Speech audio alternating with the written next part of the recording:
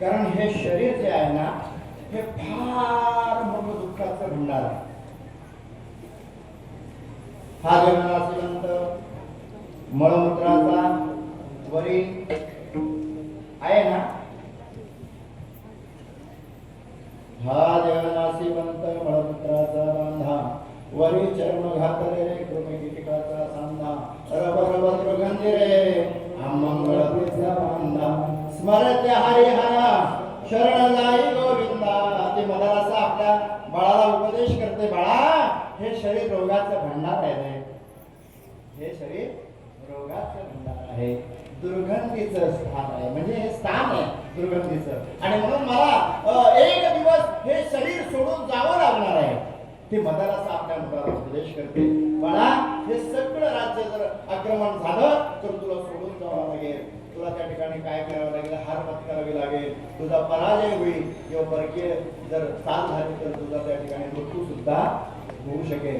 म्हणून तू या मायावी धनाचा लोभ करू नको. तसंच तुम्हाला जे देवाने दिलंय ना त्याचे समाधान माना. तुम्हाला सांगू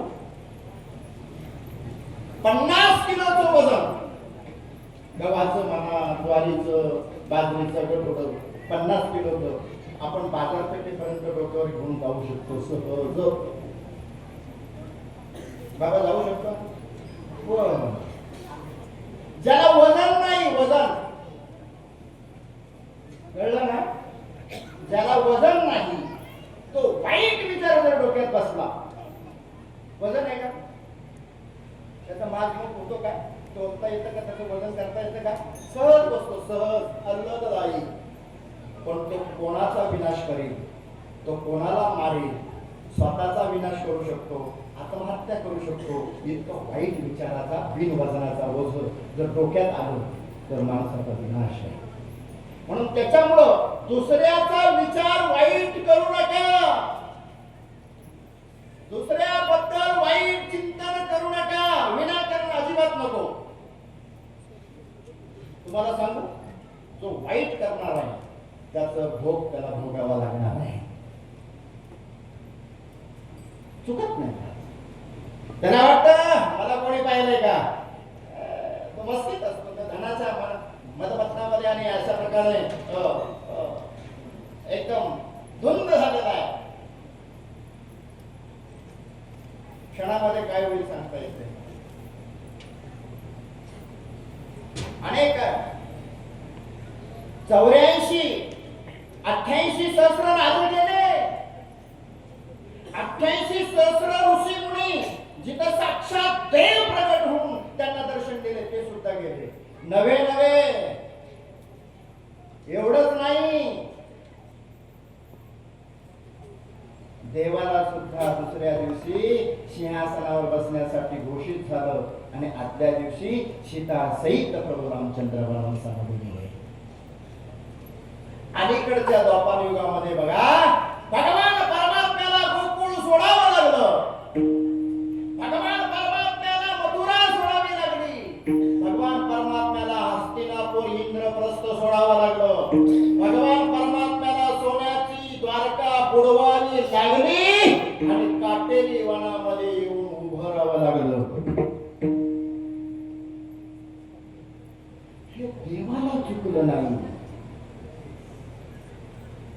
अरे सोन्याची लंका रावणाची होती, त्याला प्रपंच धड करता आला नाही. ही देवाची आणि राजांची गोष्ट आहे. तुमचं आमचं काय. अरे 10-5 तोळ सोनं जर गाण सोनाराकडे ठेवलं तर 2-2, 5-5 वर्ष आमच्याकडून सुटत नाही.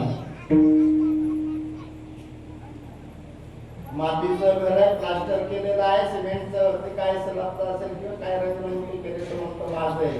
पण त्या रावणाकडे बघा, पायापासून कळसापर्यंत सोन्याचं बांधकाम होतं, प्लास्टर सोन्याचं होतं, रंग सोन्याचं होतं, अख्खी लंका सोन्याची होती, सप्तकोटी घर. तुमचं आमचं काय तरी किती अभिमान. 10 पिढ्यांना पुरेल इतका प्रयत्न करतो आम्ही. कशासाठी? कोटीचा बंगला बांधला, पोरगा घराच्या बाहेर काढतो, याच्यासाठी. काय? आणि कोण सुखी आहे? अरे राजा सुखी नाही, प्रजा सुखी नाही. जो देखे तो दुखी हो बाबा, सुखी हो बाबा. आम्हाला धनाची प्राप्ती कळली नाही, आम्हाला धनाची वृद्धी कळली नाही, आम्हाला धनाचा संच कळला नाही आणि आम्हाला धनाचा योग्य वापर कळला नाही. आणि ज्याला ह्या गोष्टी कळल्या नाही त्याला सुखात झोप कधीच लागत नाही. विठ्ठल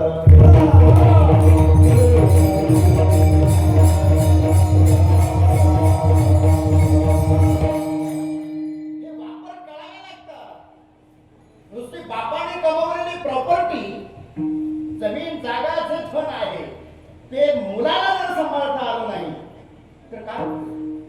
तुकोबा म्हणतात, देखी देते झुरे पहावया. काय म्हणतात तुकोबा? देखी देते झुरे म्हणजे बापाने कमवलेलं धन, बापाने कमवलेली प्रॉपर्टी, गाडी असेल, बंगला असेल, धन असेल, दौलत असेल, शेती असेल, जमीन असेल, फार्म हाऊस असेल, दुकान असेल, व्यापार असेल, सगळं काही बापाने कमवून ठेवलं. पण मुलाला गुणगुण लागला आणि त्या दुराचाराने बापाचं वय झालं, बापाला चालता येत नाही. बापाला म्हणतो करतोय. आता बापाचं वय झालंय, दिसत नाही, वारखट्याला आलेला आहे. मुलावरच विश्वास असणार, मुलापेक्षा दुसरं कोणावर विश्वास असणार? बरं, लोभा कारणे पाळी. आई बापाचं मुलावर आणि मुलीवरच प्रेम आहे. मुलगा असेल तर मुलाला प्रॉपर्टी मिळते, मुलगा नसेल तर मुलीला मिळते. इतर अन्यथा तर कोणाला देऊ शकत नाही. आणि जर कोणीच नसेल तर भावाची मुलं किंवा आपल्या नातेवाईक आपतेष्टांची मुलं यांच्याच नावावर आपण करतो ना प्रॉपर्टी. तुका म्हणे मग तळमळ उरे. बघा तुकोबारायांचं प्रमाण. तुका म्हणे मग तळमळ उरे, देखी येते झुरे पहावया. बापाने कमवलेली प्रॉपर्टी, बापाने कमवलेलं धन मुलाने वार्धक्य काळामध्ये, बापाच्या वार्धक्य काळामध्ये विकली. गाडी विकली, बंगला विकला, शेती विकली, जे पण काय असेल साधन उत्पन्नाचं ते विकलं. आता बापाला अशी विचारणा झाली मनाने. तुकोबाराय म्हणतात, त्यांचे विकलेलं धन, विकलेली गाडी, विकलेला बंगला, त्याच्यात मला राहायचं असं कोणी चिंतन केलं? बापाने. आता मिळेल का? एकदा रजिस्टर झाला, खरेदी खत झाला की तुमचा हक्क संपला. आता ते तुम्हाला मिळणार आहे का? नाही. म्हणून तुकोबाराय म्हणतात, मुलांना चांगले संस्कार लावा. निदान बापाने कमवलेलं धन नाही वाढवता आलं तरी चालेल, पण समतोल तरी राखता आला पाहिजे. आता आम्ही काय करतो? परप्रांतीय आहे, मोठे झाले. तुम्ही बघा, मुंबईमध्ये जा, नवी मुंबईमध्ये जा, पुण्यामध्ये जा, बीडमध्ये जा, नगर अहिल्या देवी नगरमध्ये जा, नाशिकमध्ये जा. बाहेरचे आले, कष्ट करतात, मेहनत करतात. 21, 22, 22 माळ्याच्या त्यांच्या बिल्डिंग झाल्या.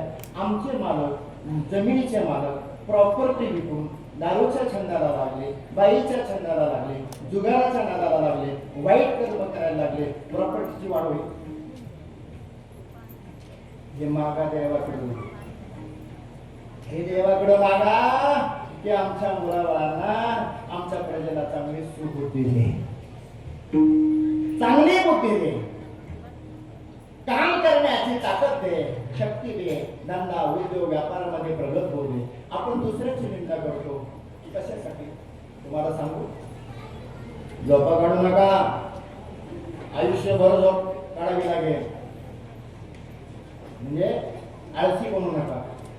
मागे नका बोल, कोणी झोपलं नाही. आळशी बनू नका. कर्म करा, कष्ट करा, मेहनत करा. हे देवाकडे मागणं मागा.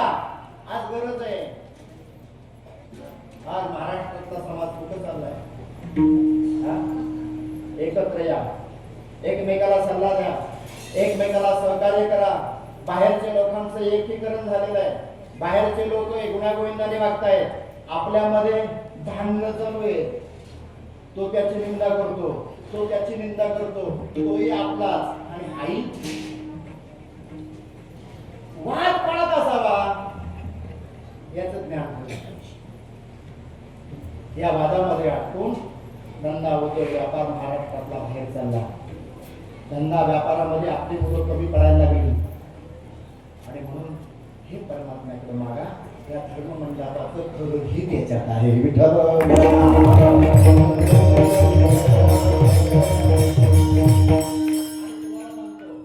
जो कष्ट करेल, जो मेहनत करेल त्याचेच दिवस चांगले राहणार आहे. जो आळसी बनेल, जो व्यसनी बनेल, जो दुर्वर्तनी बनेल त्याचे दिवस या जगामध्ये त्याला कोणीही विचारणार नाही. म्हणून येतो गीताचा कळला, हाती पडती मोकाळा ही मागणी. आज जशी तुकोबाराने सांगितली की परमेश्वरा मला काही नको, माझी प्रजा सुखाने नांदू दे, हे विश्व सुखी नांदतो, ही संतांची ब्रधावली आहे महाराज, प्रतीत नाही. हे विश्व सुखी कसं नांदेल? उद्या पंढरपूरला तुम्हाला जायचं असेल, आळंदीला तुम्हाला जायचं असेल, त्र्यंबकेश्वरला जायचं असेल, उद्या कुंभमेळा आहे तिथं जायचं असेल, तर मुलांनी जर तुम्हाला पैसे दिले नाही तर तुम्ही दान धर्म करू शकता? मग आता धर्म कुठं आला? धर्म, अर्थ, काम आणि मोक्ष. तुमच्या खिशात जर 2 पैसे नसतील तर दान धर्म करू शकत नाही. तुम्ही आळंदी पंढरपूरला जाऊ शकत नाही. मग आता तुम्ही वार्धक्य काळामध्ये, मग तोपर्यंत तुम्ही काय केलं? मुलांना चांगला व्यापार द्या, त्यांना शिक्षण द्या, त्यांना उद्योगी बनवा. त्यांना 2 पैसे आले ना तर आळंदी पंढरपूरला दान धर्म करण्याची इच्छा कशी? पण त्याच्याच खिशामध्ये काही नाही. तोच व्यसनी बनलाय.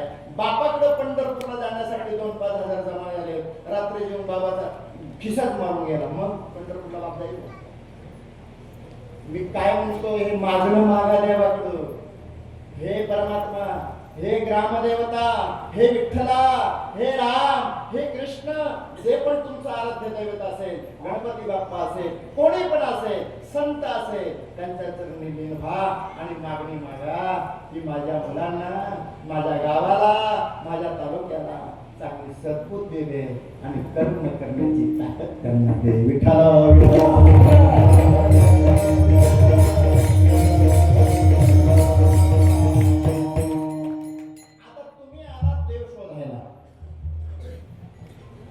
मागायचं लांब राहिलं, पण देव तर शोधू. देव कसा आहे? अरे हाका मारी ज्याच्या नावे, त्याचे नावच नाही ठावे. ज्याच्याकडे तुम्हाला देवाकडे मागायचं तो देव कसा आहे, तो देव कुठे राहतो याचा तर परिचय कळला पाहिजे. बरं, आता तुम्ही कुठे आहात? आहेत ना सगळे जागे? कळताना तुम्ही कुठे आहात? कुठल्या गावात आहेत तुम्ही? बरोबर ना? मग ही मातकोळी काय? मानकोळी, मातकोळी. मातकोळी गावात कुठल्या मंडळात आहे? जिल्ह्यात नाही. कुठल्या मंडळात आहे? काय कळलं? बोलता येत हो. तुम्ही कुठल्या मंडळात बसला?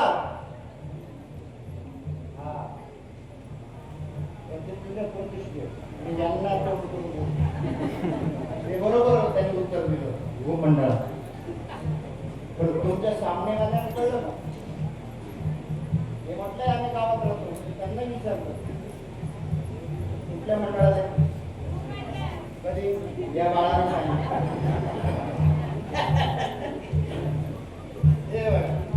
कुठे आहे तुम्ही? देव कुठे? देव कुठे?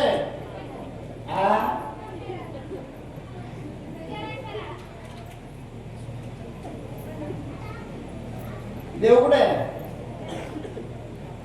प्रमाणे ना तुकोबारांचा परब्रह्म निष्काम घरी. देव कुठे? देव कुठे? देव परब्रह्म मंडळात आहे.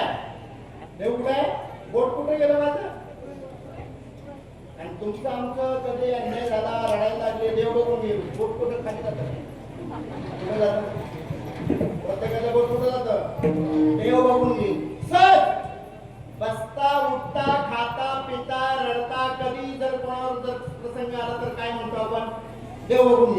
सहज हात वर जातो, म्हणजे तो परब्रह्म मंडळामध्ये आहे. आता भूमंडळ ते परब्रह्म मंडळ, भूमंडळ ते परब्रह्म मंडळ किती किलोमीटर आहे?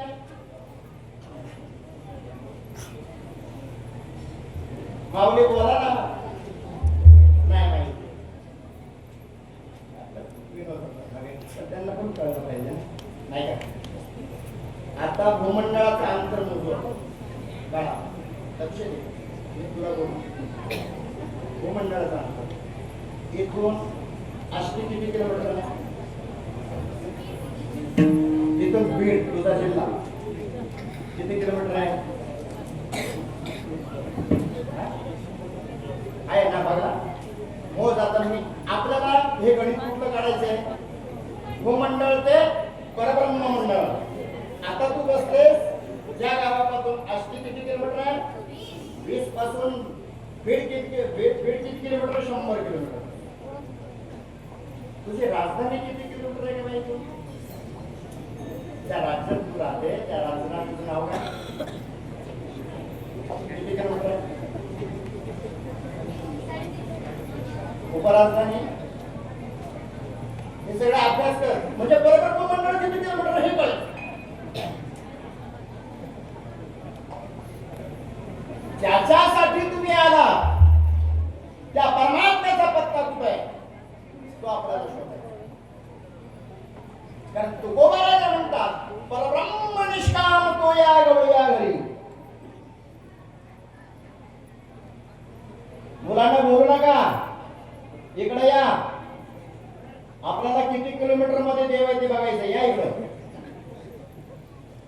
परब्रह्म निष्काम तो आणि या याचा अंतर किती आहे? तो म्हणजे निर्गुण निराकार, या म्हणजे सगुण, या आणि तोचा अंतर किती आहे तो बघायचं. मग सर्वत्र राम, तू म्हटले ना सर्वत्र राम आहे, तो मग नंतर तुझ में राम मुझ में राम सब में राम समाया है. राम सर्वत्र आहे. तुझ्या हृदयात जो आहे तो माझ्या हृदयात आहे. तुझे शेजारी त्यांच्यात पण यांच्यात पण तोच आहे. सर्वत्र. पण हे कधी कळेल? जेव्हा तुमची दूरदृष्टी असेल तर, समदृष्टी असेल तर. पण या रामाचा त्या रामाचा अपमान करणारा राम असेल असेल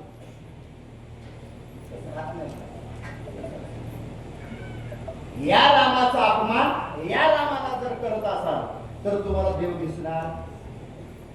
मुझ में राम तुझ में राम, मुझ में राम तुझ में राम समाया है. जर ईश्वर सर्वत्र आहे तर निंदा करायची कोणाची?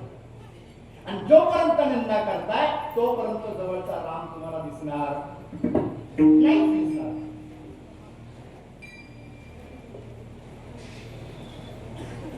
आता आपण राजधानी पाहिली.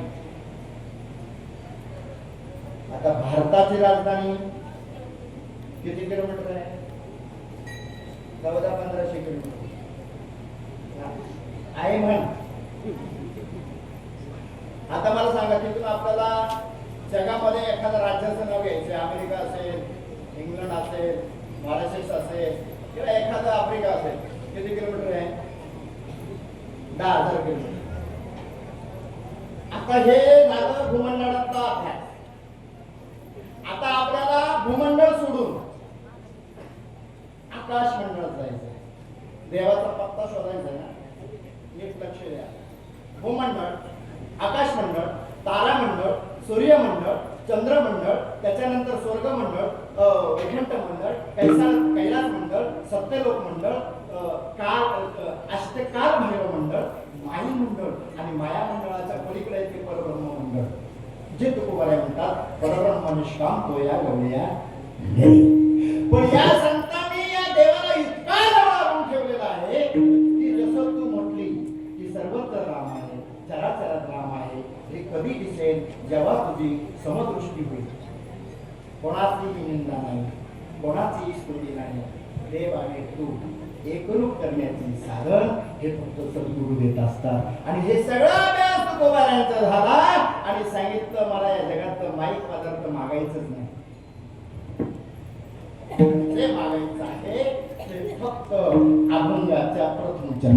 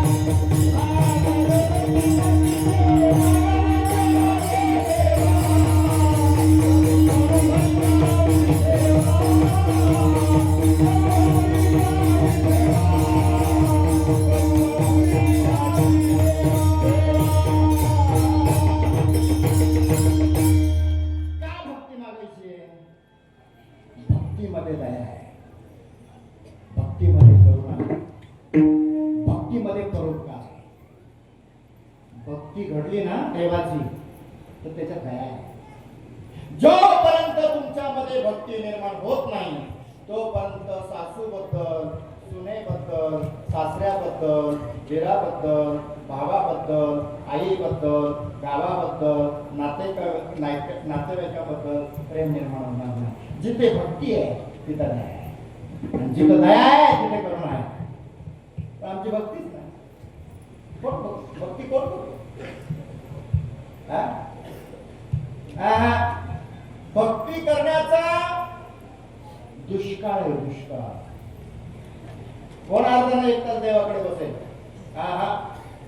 अशी उद्बत्ती फिरवायला वेळ नाही लोकांना. रात्रभर चिंतन चालू आहे, झोप नाही.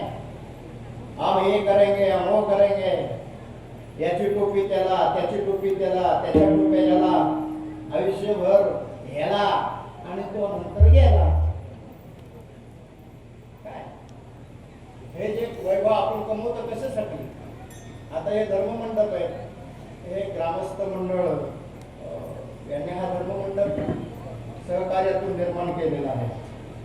या मंडळातली कमिटी कधी तुमच्या दारात चाकू सुद्धा घेऊन दमदाटी करून सत्याला एवढं वर्गणी द्या किंवा मागणी करायला आले का?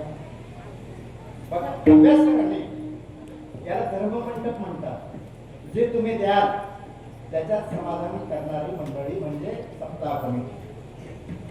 मग कोणी अन्नदान दिलं, कोणी मंडपाला मदत केली, कोणी टाळकरी, माळकरी, काकडेवाले, प्रवचनकारवाले फक्त कीर्तनकार सोडून. कारण कीर्तन करायला पाकिट जर तुम्ही सोडलं भेटतो म्हणून त्याचं नाव नाही कळलं. जो पाकिट फेकतो कमी पडलं तर तो भक्ती करण्याच्या अधिकाराची व्यक्ती नाही.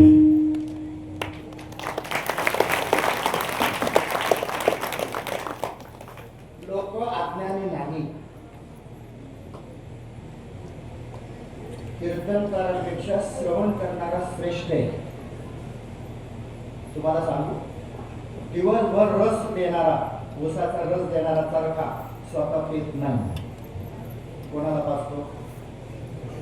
आणि मग हा काय हा एकसारखा हा लोकांना फक्त भेटतो. आता हायनी कधी ते अमृत प्यायलाच नाही, त्याला कशी चव लागेल? आणि ज्याला परमार्थाची चव नाही, ज्याला भक्तीची चव नाही, तो पाकीट फेकून देतो.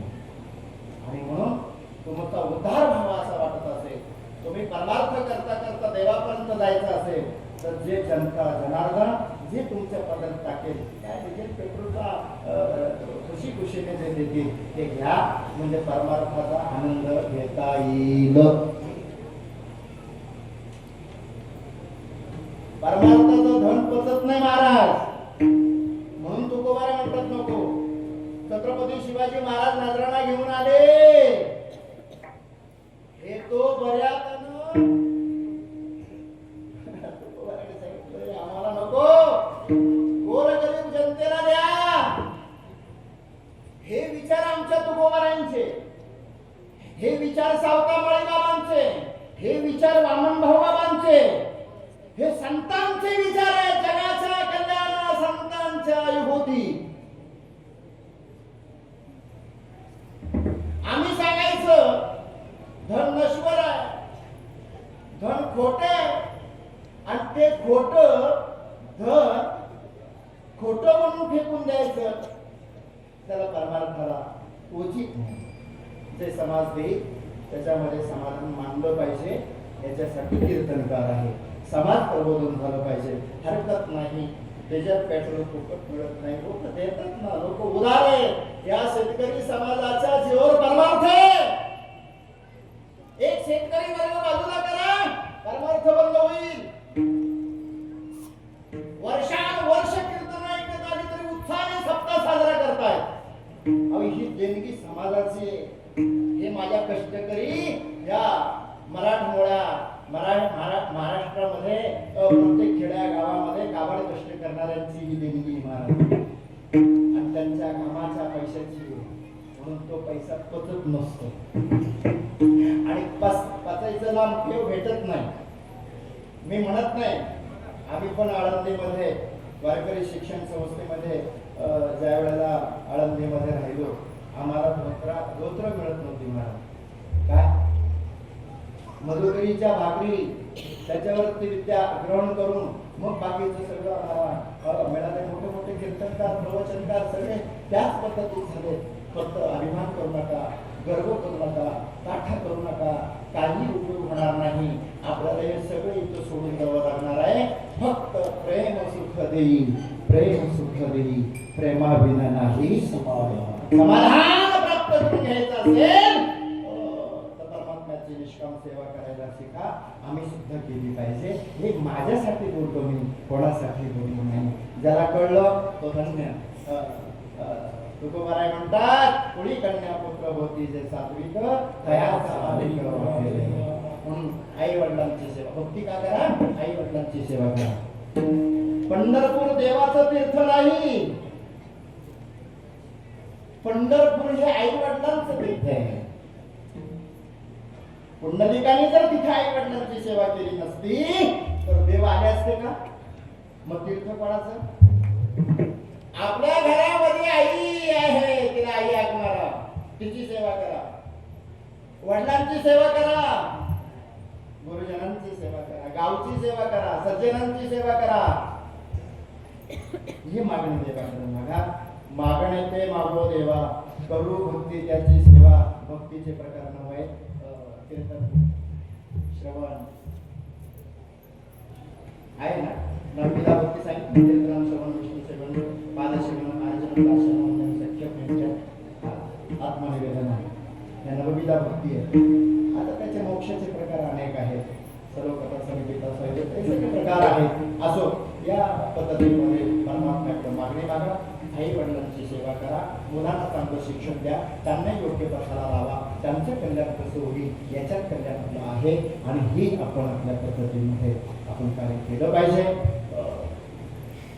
द्रौपदीने सुद्धा भगवंताकडे काय मागितलं, कुंतीने काय मागितलं? महाराज, तुम्ही कर्ण वाचलं नाही? कर्ण आपली खाली सामान्य कर्ण वाचा कर्ण. अहो आईसाठी वेडा झाला.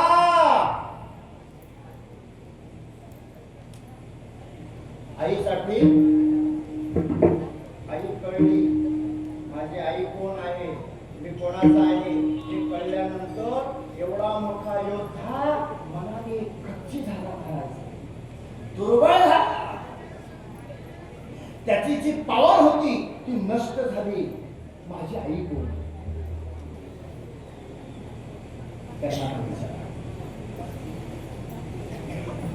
आणि बापासाठी वेळा झाला भीष्म. बापासाठी ब्रह्मचारी राहिला म्हणजे वेळा झाला का नाही? भीष्मासारखा योद्धा नाही भारत, पण बापाच्या वचनासाठी स्वतः ब्रह्मचारी राहिला. म्हणून आई वडिलांची सेवा करा, आपल्याला काही कमी पडणार नाही. खऱ्या अर्थाने देव तुमच्या आमच्यामध्ये आहे. वैकुंठ सोडून तो संत तुम्ही काहीच त्याला काही करायचं ते सोडू द्या. तो उद्या एक पाऊस स्टेजवर टेकलेलं, तो उद्या कीर्तन करा.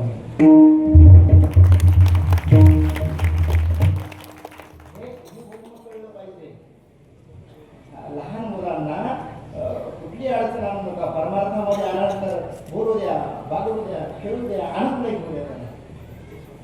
त्याला माफ नाही असो सांगण्याचं तात्पर्य मागण येते मागो देवा, करू भक्ती त्याची सेवा. आणि अशा परमात्म्याकडे काय कमी आहे?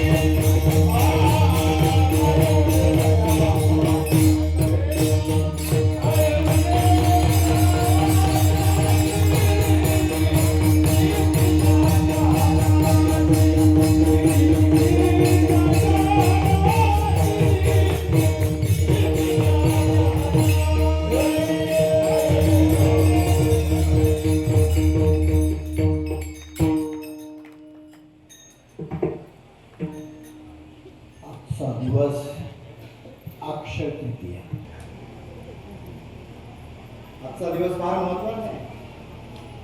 आणि आजच्या दिवशी आई बापाचं दर्शन कोणी कोणी घेतलं? अक्षय पुण्य माणूस, साधू संत, आई वडील, ज्येष्ठ श्रेष्ठ यांचं आज आपण काय केलं पाहिजे? दर्शन घेतलं पाहिजे.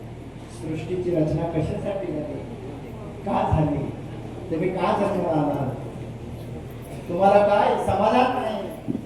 आळंदीला जा, पंढरपूरला जा, अयोध्येला जा, काशीला जा, हे केलं पाहिजे, ते केलं पाहिजे, तर सुख कोणाला मिळत नाही महाराज. समाधान कोणी नाही.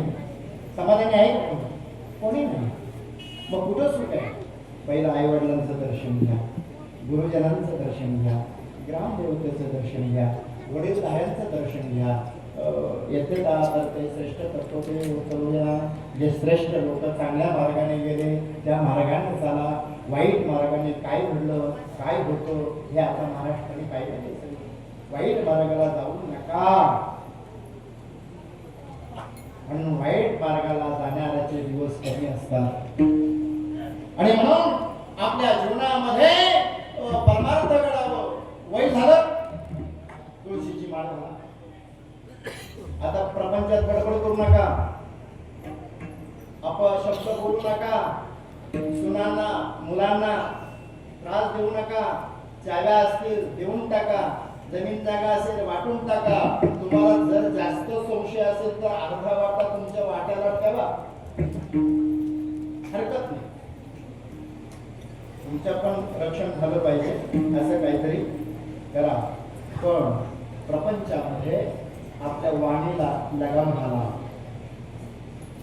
आपली वाणी आपल्या सुनेला, आपल्या मुलाला, आपल्या नातवाला, आपल्या नातेवाईकांना बिघडवी, त्यांचं मन नाराज होईल असं काही बोलू नका.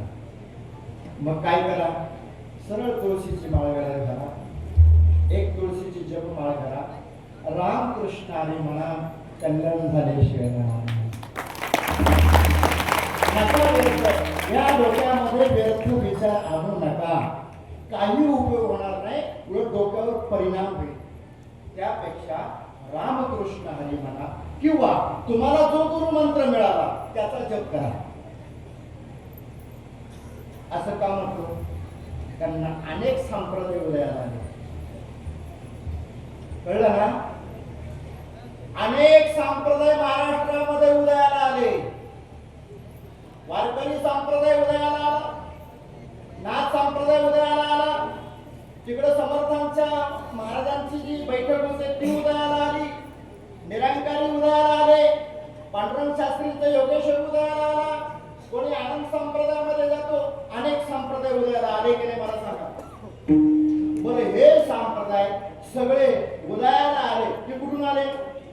त्याचं मूळ काय? बरोबर ना? एक शिव संप्रदाय आणि एक वैष्णव संप्रदाय यांचं मूळ हे आहे. पण हे सगळे संप्रदाय,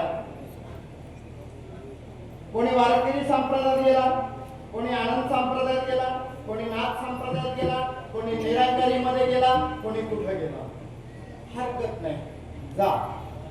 पण त्याचा परिणाम असा झाला, जो या संप्रदायात त्या संप्रदायात जात नाही, त्या संप्रदायाची व्यक्ती या संप्रदायात जात नाही, एवढे मोठे काय झाले, डोंगर उभे राहिले. बरं, वास्तविक पाहता एकही संप्रदाय वाईट शिकवत नाही. कुठला संप्रदाय वाईट शिकवत नाही. मग वाईट जर शिकवत नाही मग पटत का नाही? वाईट शिकवत नाही मग पटत का नाही? तो म्हणतो मी श्रेष्ठ, तो म्हणतो मी श्रेष्ठ, तो म्हणतो मी श्रेष्ठ, तो म्हणतो मी श्रेष्ठ. आता याच्यामुळे काय झालं,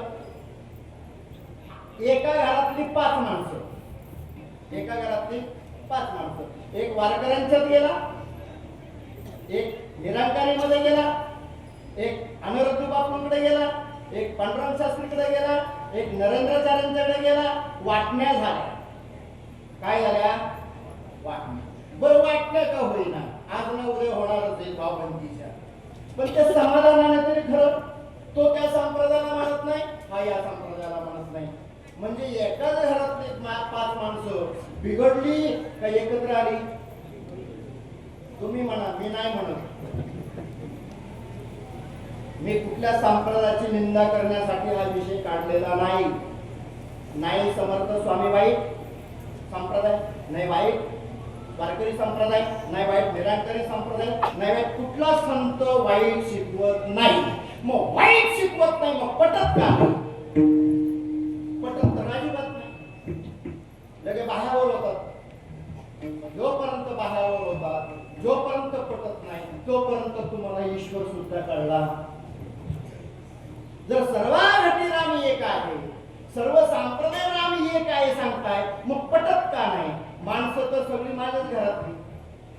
मग एका गावामध्ये एका घरात 5 माणसं 5 संप्रदायामध्ये गेले, एका गावातली 5 ठिकाणी गेली, कोण्या गोविंदाचा विशेष राहिला नाही. तर हे सगळे संप्रदाय आपले एकच मूळ तत्वाचे आहे. हे सगळे संत आपलेच आहेत. सकळांच्या पाया माझे दंडवत, जो भेटेल, ज्या संप्रदायाचा संत भेटेल त्याला नमन करा, त्याला दंडवत घाला, त्याला आदराने स्थान द्या, कोणाची निंदा करू नका.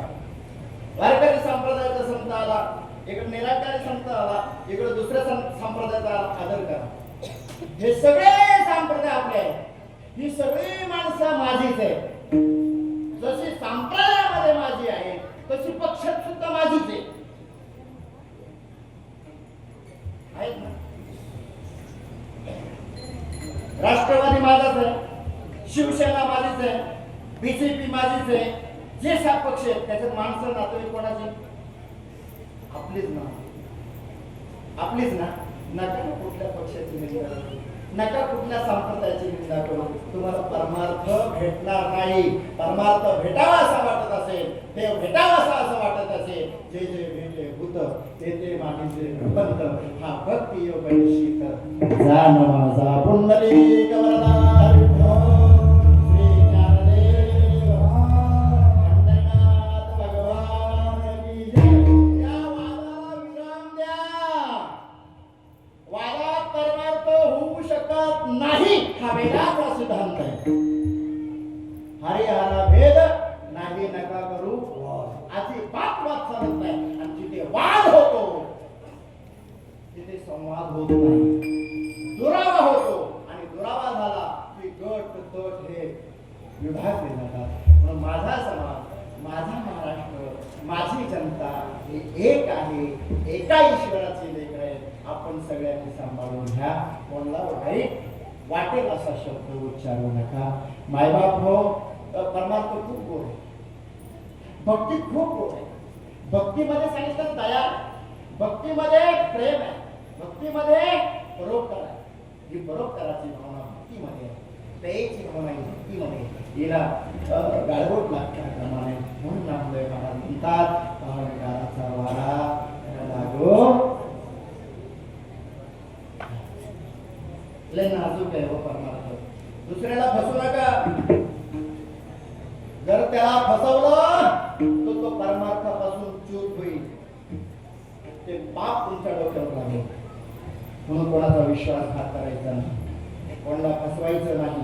परमार्थात तर मुळीच नाही. सत्य सत्य सत्य सत्य तू विठ्ठला. परमार्थ हा सत्य आहे, त्याच्यात असत्याला स्थान नाही नाही नाही. म्हणून हा सार संपूर्ण तुकोबाराने ओळखला. आपल्याला बोलता बोलता बोलता बोलता 11:15 वाजले.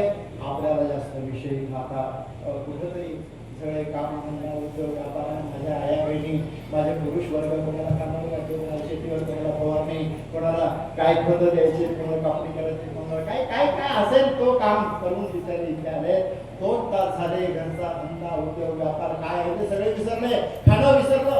2 तास अतिशय एकाग्रचित्ताने कीर्तन त्यांनी ऐकलेलं आहे. 15 मिनिटं मी मायबापवर तुमचे घेणार आहे, जास्त काही वेळ घेणार नाही. जास्त वेळामध्ये काही महत्व राहिलं नाही.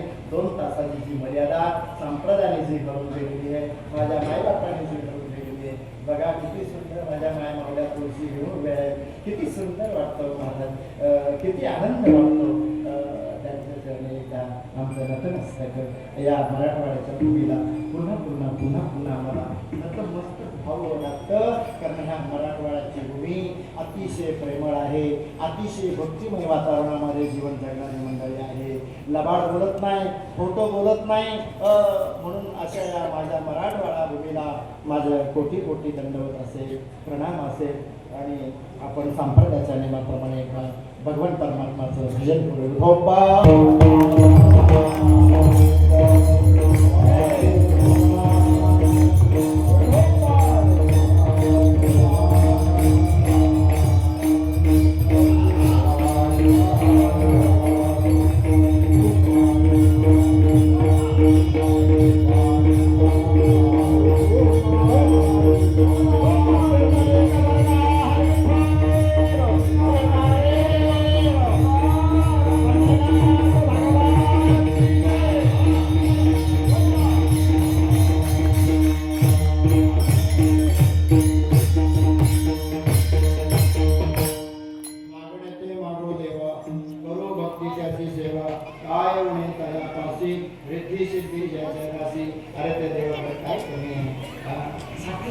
एका पिढीमध्ये ठेवले महाराज साठेचे साठे खारट आंबट तुरट हे जेवढी येते कुठून येत आहे. आज जर पृथ्वीच्या पोटामध्ये ते जर नसतं तर तुम्ही काय खाल्लं असतं, काय खाल्लं असतं. अभ्यास करा. आई वडिलांनी तुम्हाला जन्म दिला नसता तुम्ही सृष्टी बघायला मिळाली असते. त्यांचे ऋण म्हणा. ही देवाची आज श्वासोश्वास घ्यायला त्रास होतोय. बघा प्रदूषण किती झालेलं आहे. झाडं लावा, झाडं तोडू नका. झाडं लावा. आपला आत्मा झाड आहे. जर त्याने ऑक्सिजन सोडलं नाही ना तर आता बघा ना पारा किती वर चढलेले. कशामुळे वृक्ष तोड जास्त झाली. वृक्ष प्रत्येकाने एक लावा. ही मागणी परमात्म्याकडे मागा. बाकी मागा नका मागू. तो भाग आता कालाय तस्मै नमः. आता एक झाड हे परमेश्वरा एक झाड लावण्याची मला बुद्धी दे. कारण माझी पुढची जनता यांना शुद्ध हवा पाणी पाहिजे. ही शुद्ध हवा पाणी कशी टिकेल याच्यासाठी प्रयत्न करा. अन्न वाया घालू देऊ नका, फेकू नका, व्यर्थ घालू नका. ही परमेश्वराकडे मागणी मागा. बँक बॅलन्स असेल तो ठेवा, सांभाळून ठेवा. जरा मुलाबाळांना त्याच्या शिक्षणासाठी वापर करा. वाम मार्गाला घालू नका. ही मागणी परमात्म्याकडे आजची मागायची आहे. आणि त्यासाठी आदरणीय आपले वक्तव्य आहे माझे मित्र आमचे रामदास श्रीपाद देशपांडे देवा. आम्ही कुंभमेळ्याला जात असताना ग्रामस्थ मंडळ यांची आमची भेट झाली. आणि त्या भेटीच्या माध्यमातून आदरणीय भक्तिमय वातावरणामध्ये ज्यांनी समाजाला घडवण्याचा प्रयत्न करतायत ते देवाभाऊ यांच्या चरणी मी नतमस्तक आहे. त्यांचा भक्ती भाव प्रेम पाहून खरंच महाराज मी धन्य झालो. आदरणीय अजयजी भाटिया दिल्ली तिहार जेलचे सुप्रिटेंडेंट त्यांना सुद्धा इतकं भरभरून आलं. त्यांच्या डोळ्यात या मराठवाड्याची जनता पाहिल्यानंतर डोळ्यात पाणी आलं. महाराज आम्ही भक्ती प्रेम पाहिले त्यांचं. भक्ती प्रेम सुखवणे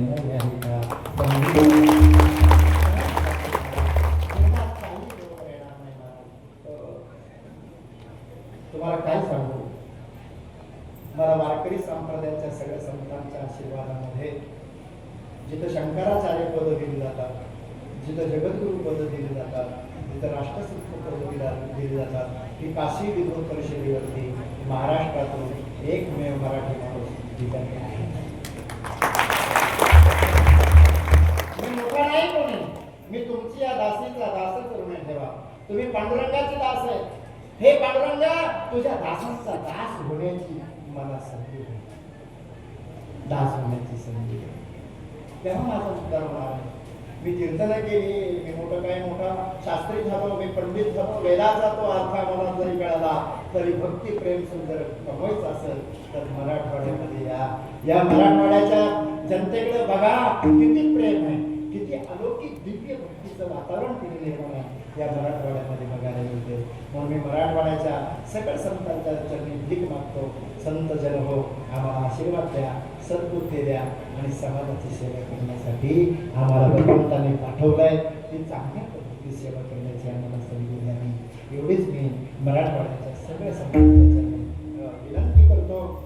ग्रामस्थ मंडळ आमचे या गावामध्ये ज्यांनी आम्हाला काशीच्या रस्त्यामध्ये दर्शन घडलं ते असे संतोष जरे, शरद जरे, प्रल्हाद जरे, अशोक जरे, शिवाजी डोके, गोकुळ डोके, महेंद्र डोके, बाळासाहेब डोके, सुभाषजी खराडे, सुरेश खराडे, सागर डोंगरे, मनोज आढाव, कल्याण आढाव, रावसाहेब पाटील, अनिल शिंगोटे, संतोष भोसले आणि सिकंदर पठाण अशा सर्व ग्रामस्थांच्या वतीने मला या ठिकाणी बोलवण्यात आलं. मी त्यांचा सर्वांचा ऋणी आहे. आणि त्याच्यानंतर वैकुंठवासी सच्चिदानंद स्वरूप वामन भाऊ महाराज यांच्या आशीर्वादाने चालत आलेला हा अखंड हरिनाम सप्ताहाचं मला वाटतं 27वं वर्ष. या 27 वर्षाची शेवटची अखंड हरिनाम सप्ताहाची ही शेवटची जागरणाची सेवा माझ्यासारख्या कामगाराकडे आपण दिली आणि 2 तास झाले आपण श्रवण केलं. खूप आनंद वाटला. देशपांडे भाऊ, रंगत भाऊंना सुद्धा मी इथे आमंत्रण करतो. त्या सर्व समाजाला कुंभमेळ्यामध्ये सगळ्या संतांचं दर्शन व्हावं. एकाच व्यासपीठावर 111 धर्मपीठाचे धर्मगुरू आहेत. शंकराचार्य, जगद्गुरू, आखाड्याचे संत, कुंभमेळा समितीचे अध्यक्ष, हे सगळेच एका व्यासपीठावर आपण नाशिक त्र्यंबकेश्वरला कार्यक्रमाच्या माध्यमातून तो कार्यक्रम आयोजन करतोय. तिथे येणाऱ्या जाणाऱ्यांसाठी पार्किंगची व्यवस्था, भोजनाची व्यवस्था, राहण्याची व्यवस्था आदरणीय देशपांडे देवाभाऊ यांच्याकडे आम्ही सोपवत आहोत. मराठवाड्यातल्या संपूर्ण जिल्ह्यातून तालुक्यातून येणाऱ्या सगळ्यांना दर्शनाचा लाभ मिळेल. शाही स्नान त्र्यंबकेश्वरला पण आहे, नाशिकला पण आहे. हे सगळं आदरणीय आमच्या कमिटीचे प्रमुख अजयजी भाटिया, तिहाड जेल सुप्रिटेंडेंट या ठिकाणी उपस्थित आहेत. ते सुद्धा परिवारासह सेवा करण्यासाठी तुमच्या सेवेसाठी दिल्ली घेऊन येत आहेत आणि म्हणून त्यांचे पण आम्ही आभारी आहोत. देहू संस्थानचे अध्यक्ष माननीय पुरुषोत्तम महाराज मोरे हे सुद्धा या कार्यक्रमामध्ये सहभागी आहेत. ते सुद्धा कमिटीवर आहेत. असे महाराष्ट्रातले सगळ्या जाती, पंथ, धर्म, संप्रदायाचे सगळे धर्मगुरू आम्ही एकत्र केले. एका छत्राखाली या, एका छत्राखाली सगळ्या समाजाला आनंद द्या. परमात्माचा आनंद, साधूंचा आनंद, कीर्तनाचा आनंद, प्रवचनाचा आनंद, भजनाचा आनंद सगळ्या गुणवृंदाने करा. एक दिवस तुम्हाला राजा, रंग, गरीब सगळ्यांना जावं लागणार आहे.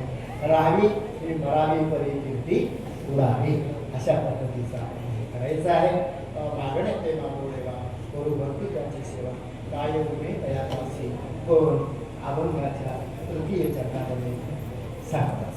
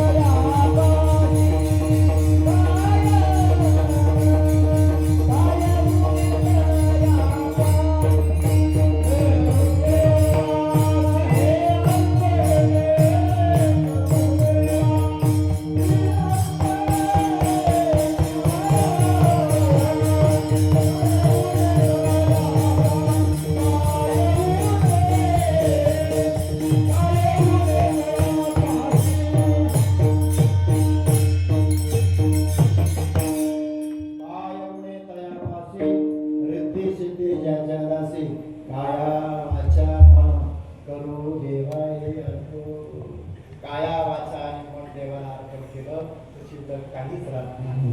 म्हणून हे सगळं देवाच्या चरणी, हे देवाचा देवाणी देवे भजन मोठा असा मोठा देवाच्या चरणी अर्पण करा. काया वाचा मन पण अर्पण करा.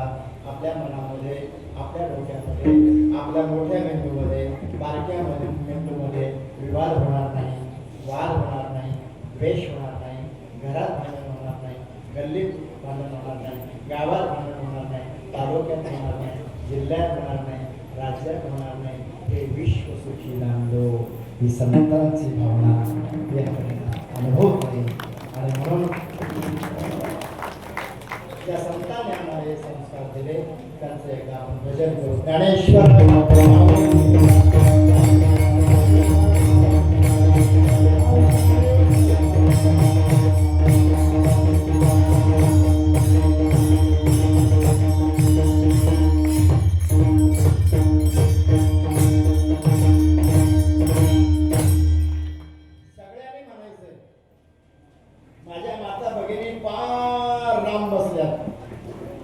त्यांच्या चरणावर माझं साष्टांग दंडवत आहे. इकडे सुद्धा खूप लांब बसतात, त्यांना सुद्धा माझी विनंती आहे. इकडे माझे पुरुष वर्ग, माझ्या मातृतुल्य पितृतुल्य असं असणाऱ्या सगळ्यांना माझी विनंती, एकदा गोड भजन, सुंदर भजन अनुभव आणि तुकोबारायांचं करायचं आहे सगळ्यांनी.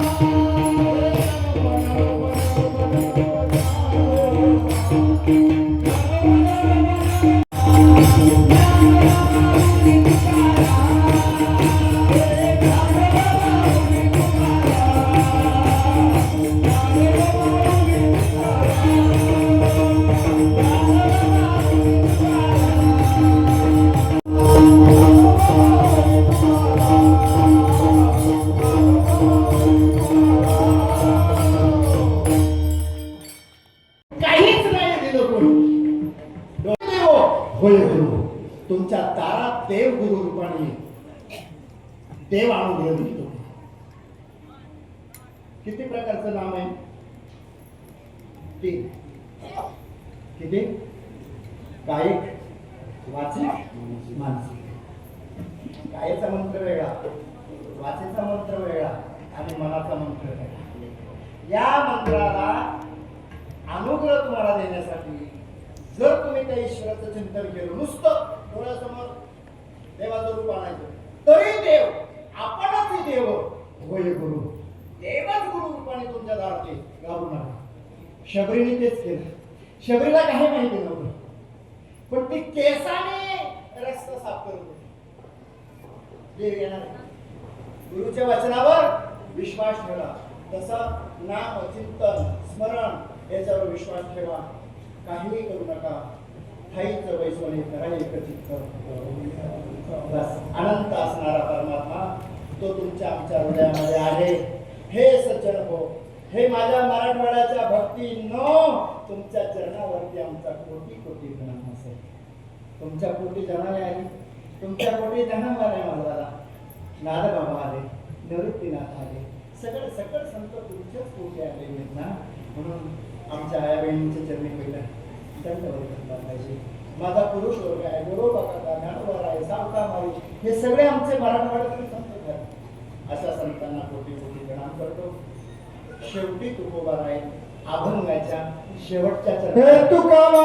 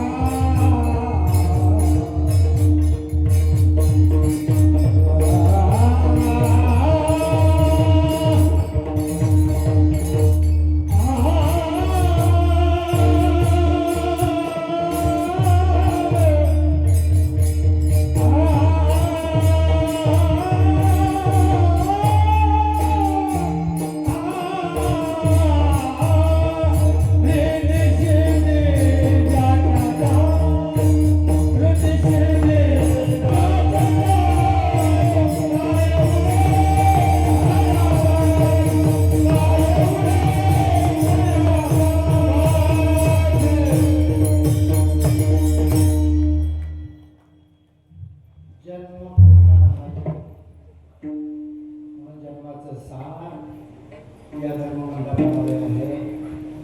अनेक कीर्तनकारांची कीर्तन आपण श्रवण केली. उद्याही गुरुवारांच्या कार्याचं कीर्तन आहे. सर्वांनी उपस्थित राहा.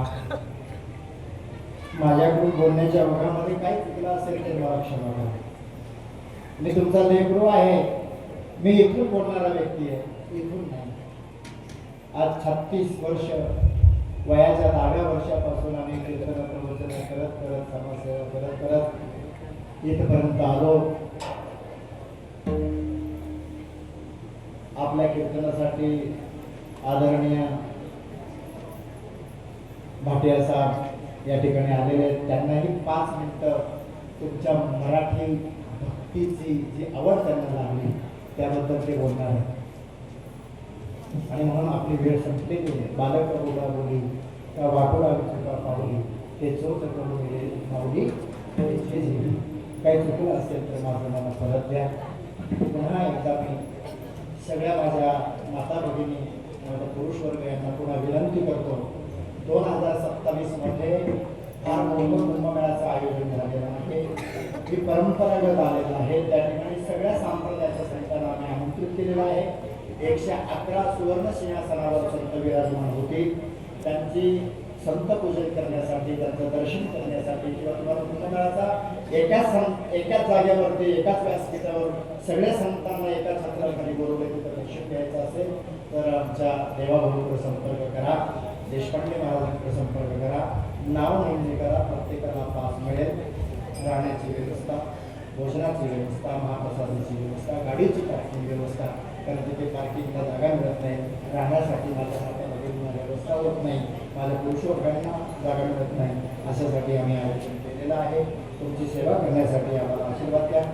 आदरणीय देशपांडे सर महाराजांना मी विनंती करेन की आपल्या माध्यमातून या सर्व जाती धर्म पंथ संप्रदायाच्या व्यक्तिमत्वांना आपण घेऊन यावं. ही जबाबदारी मी संतांच्या वतीने आपणास देतो. कमिटीचे प्रमुख अजयजी भाटिया साहेबांना मी विनंती करतो की ती जबाबदारी आपल्यावर आहे. कोणीतरी नेतृत्व करणार असावा. या सत्याचं नेतृत्व करणं संपूर्ण गाव नसतं, कमिटी असते. त्याच्यामध्ये एखादा महाराज आशीर्वाद द्यायला असतो. म्हणून असंच आहे. तर यांच्या माध्यमातून आपण लाभ घ्या. आम्ही सर्वांना ही सेवा उपलब्ध करण्याचा प्रयत्न आम्ही करतोय. फक्त तुमचा आशीर्वाद असावा. कार्यक्रमाची मर्यादा आहे. कीर्तनमध्ये कोणी कीर्तनाची मर्यादा आहे. त्याच्यामध्ये कोणाला आम्ही बोलू देत नाही, बोलत नाही. ही आपली मर्यादा आहे. जय विठ्ठल होईल. जय विठ्ठल झाल्यानंतर साहेब आपल्याला 5 मिनिटं मार्गदर्शन करतील. मार्गदर्शन झालं की सर्वांनी आपल्या घरी जायचं. कोणाला वाईट बोलू नका, कोणाची निंदा करू नका. कुठल्या संप्रदायाला लागेल. माझ्या सगळ्या आया बहिणी आणि माझ्या सर्वांना विनंती करतो, धर्माला ग्लानी आणू नका. तर आपण कारणीभूत आहोत. सगळ्यांच्या पाया माझे दंडवत आपुला चित्त शुद्ध करा. तुका म्हणे विश्वभर ज्याच्या हे चराचर त्याचं सार सांगितलं ते आहे. ती चराचरामध्ये ईश्वर आहे. त्या ईश्वराला दुःख होईल असं काही वाटू नका. आज अक्षय आहे. या दिवशी आपण संकल्प करा. सुखी झाल्याशिवाय राहणार नाही, सुखात झोप लागल्याशिवाय राहणार नाही, वाद सुद्धा बंद होतील अशी ताकद आपल्या परमार्थामध्ये आहे. याचं भान ठेवा. जय विठ्ठल.